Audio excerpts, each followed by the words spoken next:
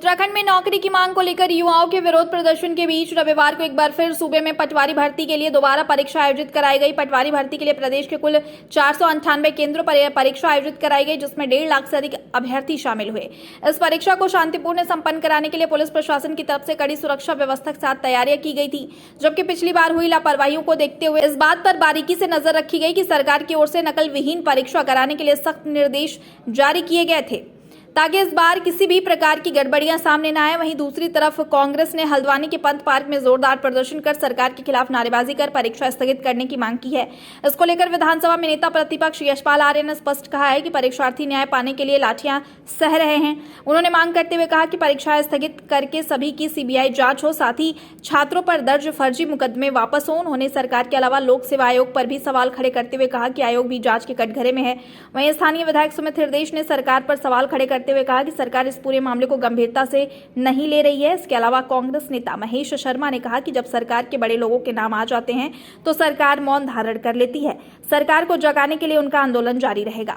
बड़े दुर्भाग्य का विषय है कि पीसीएस के जो अभ्यर्थी, जो सबसे हमारे होनहार छात्र 11वीं 12वीं में जो टॉप करते हैं अपने स्कूलों में, विभिन्न जगहों पे उत्तराखंड के पहाड़ी क्षेत्रों में, मैदानी क्षेत्रों में, वो बच्चे अगर सड़क पर आ रहे हैं और संयुक्त मांग अगर पूरे प्रदेश का युवा और प्रदेश की विपक्षी पार्टियां कर रही हैं कि सिटिंग जज की निगरानी में सीबीआई की पहले जांच हो फिर कोई परीक्षा संचालित हो, उसके बावजूद आज एक परीक्षा संचालित करी जा रही है। और ये भी जो परीक्षा है इसमें भी वही क्वेश्चन बैंक का इस्तेमाल हो रहा है जो अधीनस्थ चयन सेवा आयोग, लोक सेवा आयोग का क्वेश्चन बैंक है, जो पूरी तरीके से हम कॉम्प्रोमाइज मान रहे हैं। बहुत बड़ा दुख का विषय है।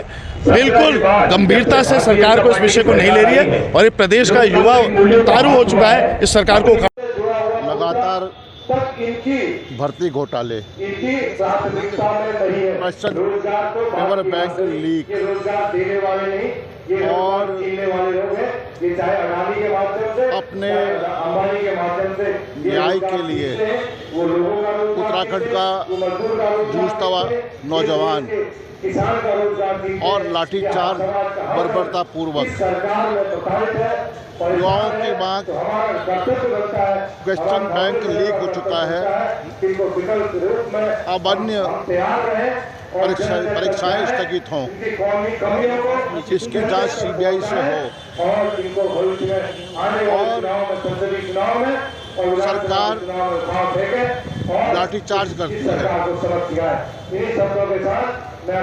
और प्रशासन बेलगाम, तो निश्चित रूप से जो न्यायिक जांच सरकार करने जा रही है उसका क्या औचित्य है।